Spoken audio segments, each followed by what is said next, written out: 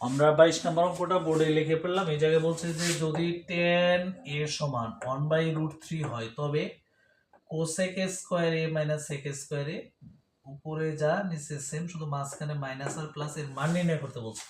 তাহলে এই জায়গায় আমরা সলিউশন করে দেওয়া আছে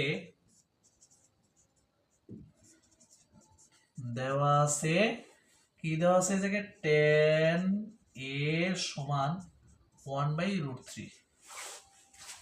আমরা জানি tan সমান কি 1/cot a সমান 1/√3। এই জায়গায় হচ্ছে আমার এটাকে ব্যস্তকরণ মানে নিচেরটা উপরে উপরেরটা নিচে, তাহলে এই জায়গায় হচ্ছে cot a বাই 1, মানে এই নিচেরটা আসছে উপরে আর উপরেরটা আসছে নিচে, এই জায়গায় সেম √3। এই নিচেরটা এই জায়গায় আমরা জানি যে আমাদের নিচে 1 লিখতে হয় না, তাহলে এই জায়গায় হচ্ছে cot a সমান √3। এখন আমরা কি করব, প্রদত্ত রাশিটা লিখব। প্রদত্ত রাশি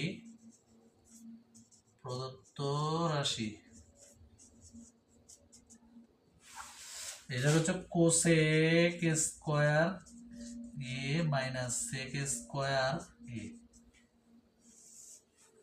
cosec square a plus sec square a। তাহলে আমরা এই জায়গায় স্কয়ার সম্পর্কিত প্রথম ক্লাসে সূত্র শিখছিলাম। সেই জায়গায় সূত্রগুলো ছিল এরকম, sec square theta minus tan square theta equal 1। এটাকে যদি আমরা লিখি এভাবে sec স্কয়ার থিটা সমান 1 প্লাস tan স্কয়ার থিটা, মানে এইটুকুর পরিবর্তে আমরা এইটুকু লিখবো। আর একটা হচ্ছে cosec square theta minus cot square theta equal 1। এর মানে হচ্ছে cosec স্কয়ার থিটা সমান 1 প্লাস cot স্কয়ার থিটা। সবাই একটু ভালো করে দেখো যে আমাদের এই জায়গায় কিন্তু আছে কি cosec স্কয়ার a, এই cosec স্কয়ার এইটুকুর পরিবর্তে আমরা এইটুকু লিখবো। আর এটা হচ্ছে sec স্কয়ার a, মানে এইটুকুর পরিবর্তে আমরা এইটুকু লিখবো। আমাদের উপরে যা হবে নিচে তা হবে, শুধু এই জায়গায় প্লাস আর এই জায়গায় মাইনাস, তাছাড়া কোনো পার্থক্য নাই। তো আমরা লিখি এটার পরিবর্তে আমরা কি লিখবো, এই নিচেরটা 1 প্লাস cot স্কয়ার a, এই যে মাঝখানে কি আছে মাইনাস। এই sec স্কয়ারের পরিবর্তে আমরা কি লিখবো, এই sec স্কয়ার পরিবর্তে 1 প্লাস tan স্কয়ার a। এই জায়গায় আমাদের উপরে আর নিচের মধ্যে পার্থক্য কি, শুধুমাত্র চিহ্নের। তাহলে আমরা শুধুমাত্র চিহ্নের পার্থক্যটা দিব 1 plus cot square a plus 1 plus tan square a। আমরা ব্র্যাকেটের কাজটা শেষ করি, এইগুলা কিন্তু আমাদের সূত্র। 1 plus cot square a minus 1 minus tan square a, নিচে হচ্ছে আমাদের 1 plus cot square a plus 1 plus tan square a। এই লাইনের মধ্যে আমাদের পরিবর্তন হওয়ার মধ্যে যে অংশটুকু পরিবর্তন হলো তা হচ্ছে যে এইটুকুর কোনো পরিবর্তন নাই, বাইরের মাইনাস থাকার কারণে ভিতরের চিহ্ন দুইটা পরিবর্তন, এই প্লাস মাইনাসে মাইনাস, এই প্লাস মাইনাসে মাইনাস।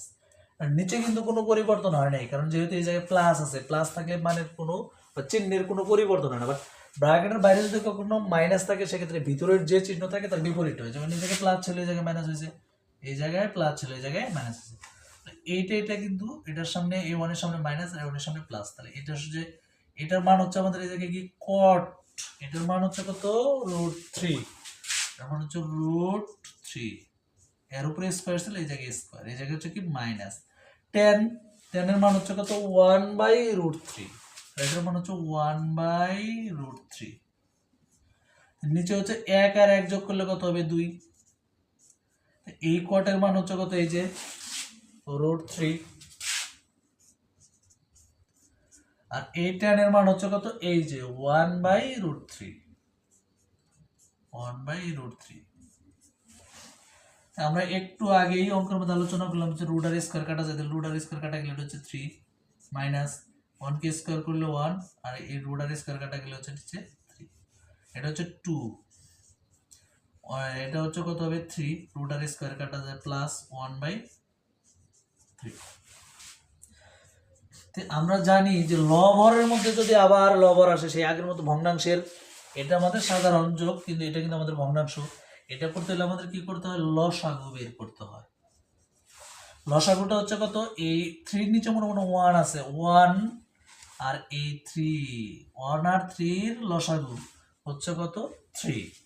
আর এটার পরিবর্তে এই জায়গায় সংখ্যাটা বের করে নিব যে নিচেরটা দ্বারা লসাগুকে ভাগ করতে হবে। তাহলে 3 কে 1 দ্বারা ভাগ করলে 1, আর ভাগফল যায় 3 এর সাথে গুণন হবে, তাহলে 3 আর 3 গুণ করলে ভাগফল হচ্ছে কত 3, তাহলে 3 আর 3 গুণ করলে হবে এই জায়গায় 9, মাঝখানে আছে কত মাইনাস।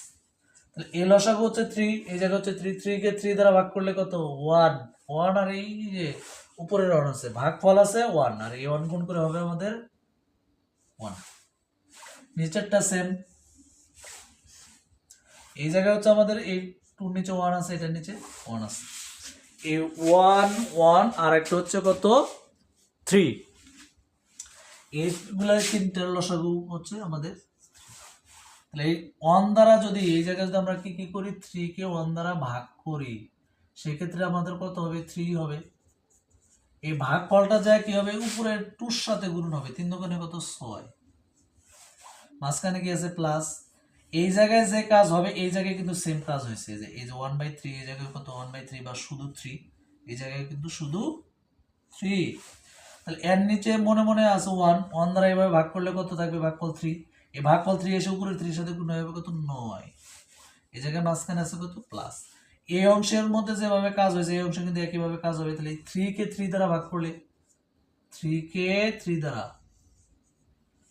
হচ্ছে এই লসাগু 3, এই মাঝখানেরটা, আর এই যে নিচের যে 3 আছে এই 3 হচ্ছে এইটা, তাহলে 3 কে 3 দ্বারা ভাগ করলে 1, নিচে হচ্ছে 0, তাহলে এই ভাগফল যাকার সাথে গুণন হবে, এই যে উপরের 1 আছে এটার সাথে গুণন হচ্ছে 1। যে উপরে যদি এরকম উপরেরটার নিচে আর নিচেরটার নিচে যদি মিলে যায় সেক্ষেত্রে কাটা যায়। কাটা যাওয়ার পরে এই জায়গায় আমাদের থাকলো কি, এই জায়গায় থাকলো 8 এ 9 থেকে একবার দিলে 8, আর এই জায়গায় নিচে হচ্ছে 15, 15 আর 1 এ 16, 8 দ্বারা ভাগ করলে উপরে হচ্ছে 1, আর এই জায়গায় ভাগ করলে হচ্ছে কত 2, হচ্ছে 1/2। এটা হচ্ছে আমাদের অ্যান্সার। আমাদের ত্রিকোণমিতির আমাদের যে কমিটমেন্ট, যেটা হচ্ছে যে আমাদের 3টা ক্লাসের মাধ্যমে আমরা শেষ করব। আমরা এই জায়গায় 18 থেকে শুরু করে 22 পর্যন্ত আলোচনা হলো। আমাদের পরবর্তী বা লাস্ট যে ত্রিকোণমিতির এই 9.1-এর যে লাস্ট ক্লাস হবে সেই ক্লাসটা হবে আমাদের 23, 24, আর 2টা উদাহরণ আছে। আর ওই জায়গায় বক্সের মধ্যে একটা অঙ্ক আছে খুবই ইম্পর্টেন্ট, ওই আমরা 5টা অঙ্ক নিয়ে আমাদের ত্রিকোণমিতি 9.1-এর লাস্ট ক্লাস দেব। আজকের ক্লাসে সবাইকে এই পর্যন্ত ধৈর্য সহকারে দেখার জন্য অসংখ্য ধন্যবাদ। সবার প্রতি আমার সালাম, আসসালামু আলাইকুম।